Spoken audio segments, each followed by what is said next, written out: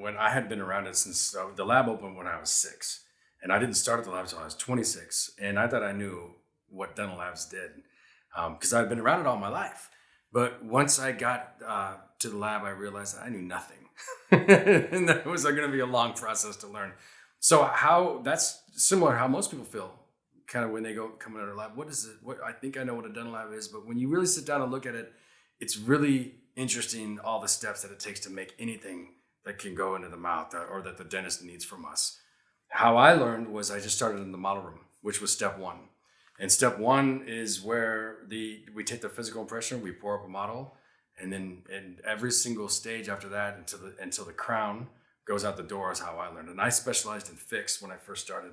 Started in the model room, and then started waxing copings by hand, and then framing copings, and then opaquing. And I think my dad had me polish for like polish a metal band, which is just a real menial, almost, an important job. It's extremely menial. And I did that for like 6 months. That's all I did. And, but it was great because I got to see what every crown should look like at the end.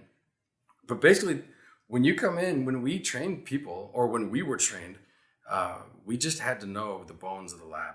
And everybody does too, because if you don't really see the big picture, it's really hard to envision your particular step. And we hire people for any particular step that we need help on. But when they can see the big picture, meaning if you can see what a crown or a denture does all the way through step 1 to 100, and you really truly understand that and how it affects the patient, and of course how it affects the dental office, then that's when it sinks in. So whatever you're trying to learn, you get your step better if you get the steps before you and the steps after you as well.